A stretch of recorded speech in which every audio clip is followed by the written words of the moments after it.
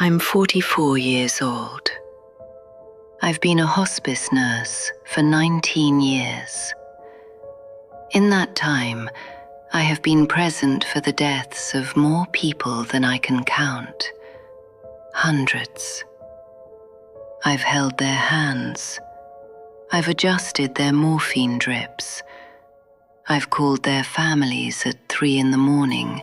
to tell them it's time to come in. And I've sat alone with them when no family came at all.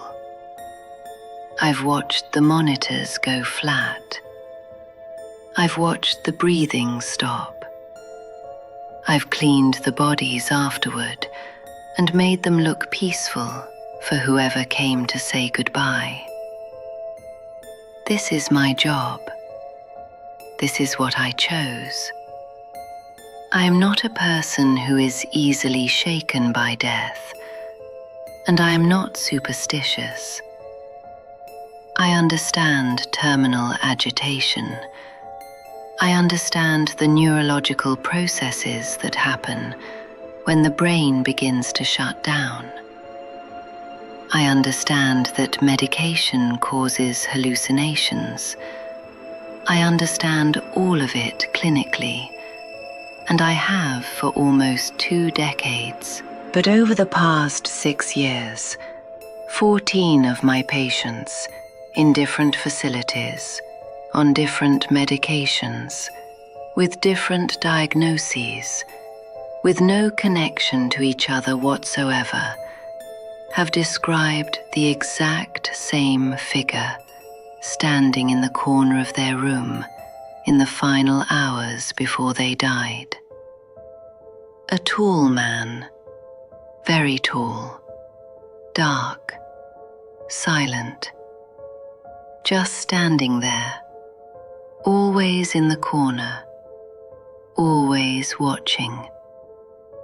The last patient who saw him told me the man was standing directly behind me. The heart monitor was beeping normally when he said it. Steady rhythm, strong signal. And then it wasn't. Let me back up.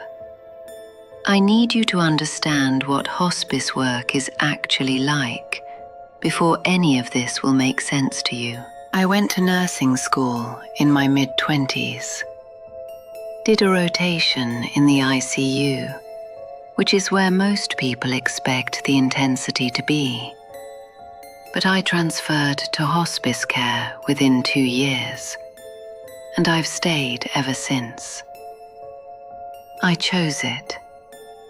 People always react to that, like there's something wrong with me for wanting to work with the dying. But it's the most honest work I've ever done. There's no pretending in hospice, no false optimism. You're there to make the end comfortable. That's it. The world of hospice has a very specific atmosphere. The hallway lights are always dimmed. There's the constant hum of oxygen concentrators, this low mechanical drone that becomes white noise after your first week. The smell is layered, antiseptic on top, the sharp, clean bite of sanitizer and bleach. But underneath it, there's something else, something organic, something fading. It's not a bad smell. It's just the smell of a body that is slowly letting go. You get used to it. You stop noticing it after a while. And then one day you realize you can identify how close someone is to death by the way the air in their room smells. And you understand that this job has changed you in ways you didn't expect. Patients who are close to death see things. This is well documented. It's so common, there's a clinical term for it. They see deceased relatives standing at the foot of the bed. They talk to empty chairs. They reach toward the ceiling with both hands, like someone is pulling them up. A woman once told me her dead sister was sitting on the windowsill, swinging her legs and smiling. A man told me his mother was standing in the doorway, telling him it was all right to go. This happens constantly. It is expected. It is part of the dying process. And in 19 years, it has never once frightened me. The first time I heard about the tall man was 6 years ago. The patient was a 78-year-old retired engineer named Howard.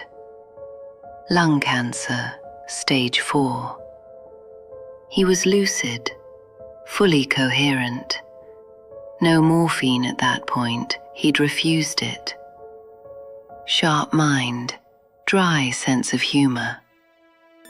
I was adjusting his IV line at around 11 at night, and he said to me, very calmly, the way you'd ask about the weather, "Is no one going to speak to the man in the corner?" I looked at the corner. There was nothing there. An empty chair, the wall, the edge of the window curtain. I told Howard there was no one there. He looked at me like I was the one who wasn't making sense and said, "He's very tall. He's just standing there. He's been there for about an hour." Howard died 4 hours later. I noted it in my mind and let it go. Dying patients see things. That's what happens. But then it happened again. 8 months later. Different facility entirely. A 63-year-old woman with end-stage renal failure. She was on minimal medication, alert, oriented to time and place. She told the day shift nurse that a tall man had been standing in the corner of her room since the previous night, and she wanted to know why he wouldn't sit down. She said he was very dark, like a shadow, but solid. She said she couldn't see his face. She died that evening, then a third, then a fourth. Over the next 2 years, I personally cared for 7 patients who described this same figure in the final 12 to 24 hours of their lives. Different rooms, different buildings, different cities even, because I transferred facilities once during that time. Different diagnoses, different medications, different religious backgrounds, different levels of consciousness. But the description was always the same. Very tall, unnaturally tall, dark, standing in the corner, silent.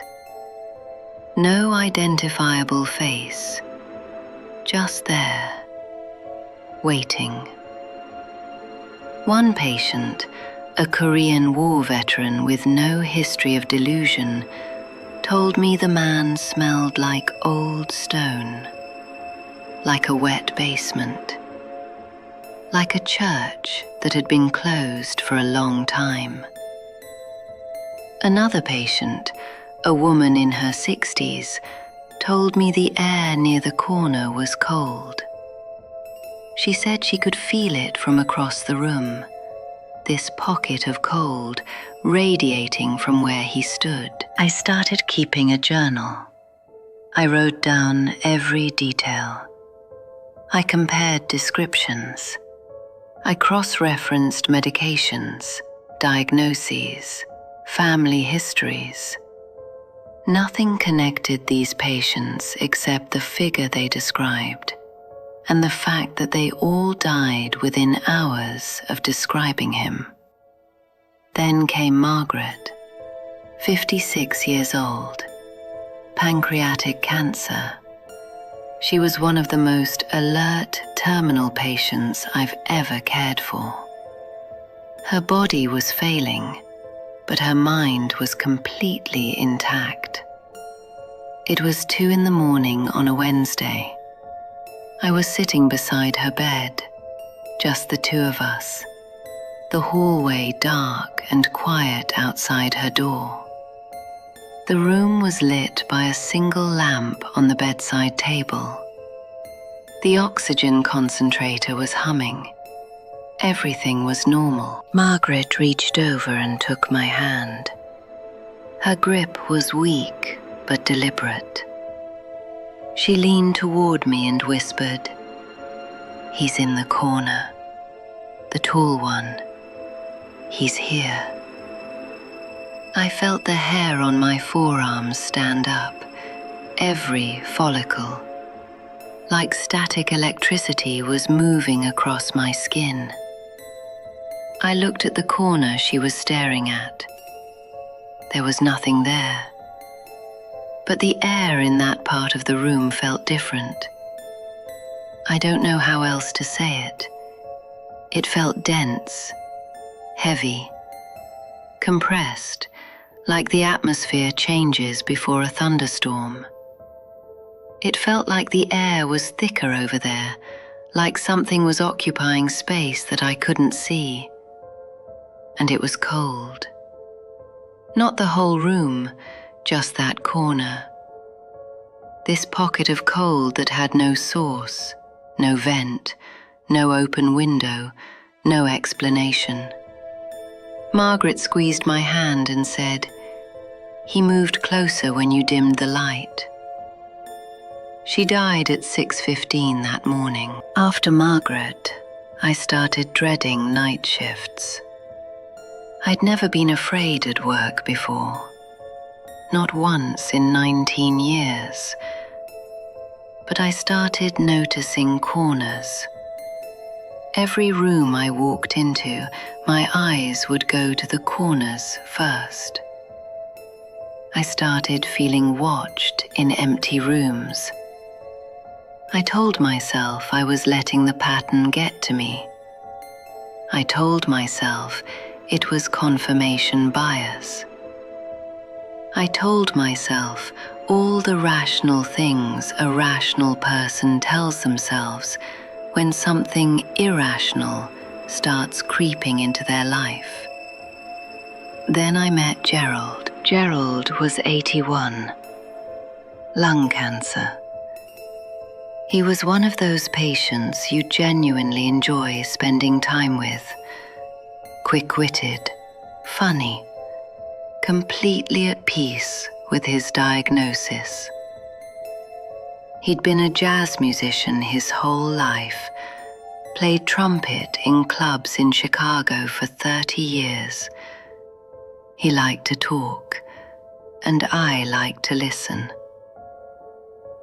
Thursday night, 11:40 p.m. I was in his room, sitting in the chair next to his bed. His heart monitor was beeping steadily. Consistent rhythm, strong signal. We were talking about Miles Davis. He was telling me about a show he'd seen in 1971, describing the way the stage lights looked, and mid-sentence, he stopped. He just stopped talking. His eyes moved away from me and focused on something behind my left shoulder. On the corner of the room behind me. His face didn't show fear. Not exactly. It was recognition. It was the face of someone seeing a person they've heard about, or expected, or been waiting for. like a doctor walking in and confirming what you already knew. He said, very quietly, almost to himself, "There he is." My skin went cold, not gradually, instantly, like being plunged into ice water. I felt the cold move across my arms, up my neck, across my scalp. Every hair on my body stood up at once.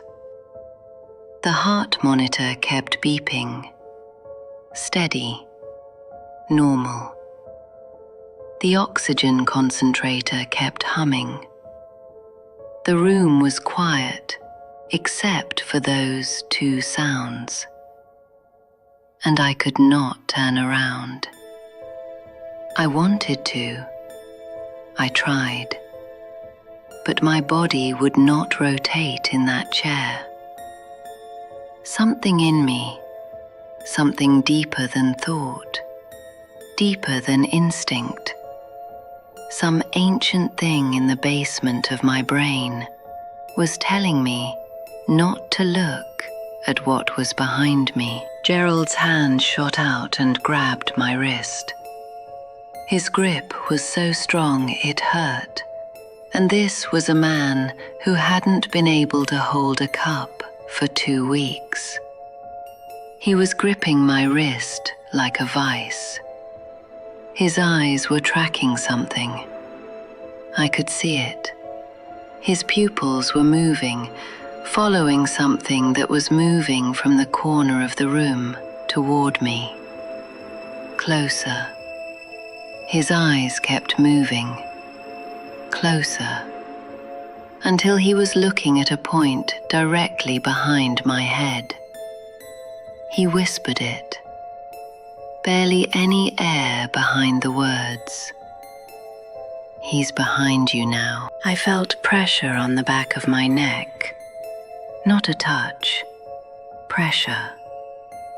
Like when someone stands very close to you, and you can feel the warmth of their body against your skin. Except there was no warmth. It was cold. This concentrated, radiating cold, pressing against the back of my neck, and I could feel it on my hair, and I swear to you, there was the faintest sensation of breath, except it wasn't breath, because there was no air movement, there was no warmth. It was just this presence, this weight, this density of something directly behind me that I could not see. The heart monitor emitted one long, continuous tone. Gerald was gone. His eyes were still open. They were still focused on the space directly behind my head. His hand was still locked around my wrist with a dead man's grip, and I had to pry his fingers off one by one, while that flatline tone screamed into the silence of the room.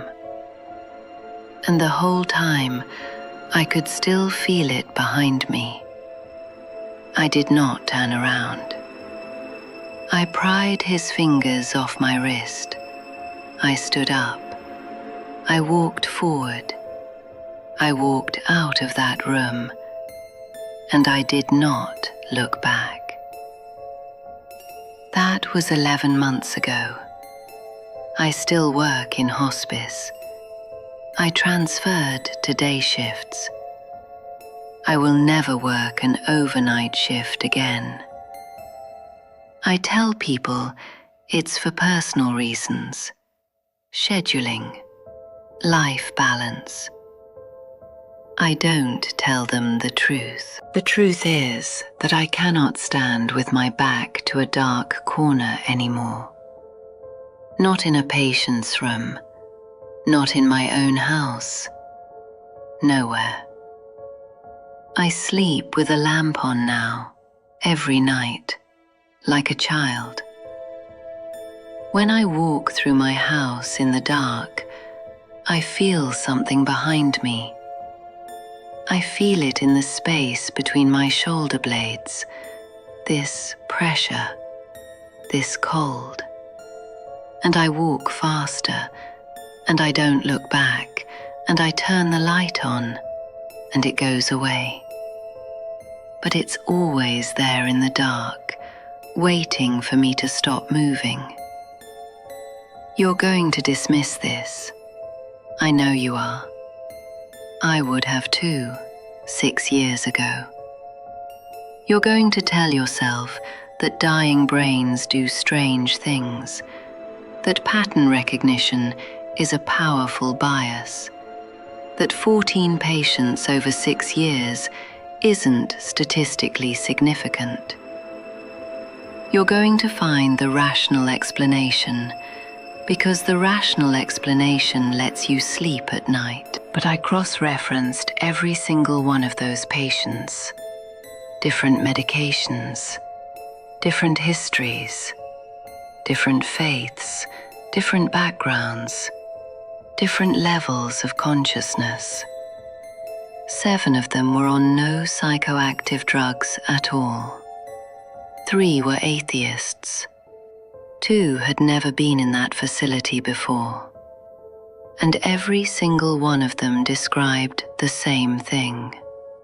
Same height, same darkness, same silence, same corner. I want you to think about something. Not now, later. Tonight, when you're lying in bed and the room is quiet and the light is off, and you feel that heaviness in the air that comes right before you fall asleep. I want you to think about what's standing in the corner of your room, waiting patiently, the way it has always waited, the way it will wait for everyone. And I want you to ask yourself, when your time comes, and the room gets quiet, and the air gets heavy, and your eyes drift to the corner of the room, who do you think is already there? I'm not going to answer that for you. I don't think I need to.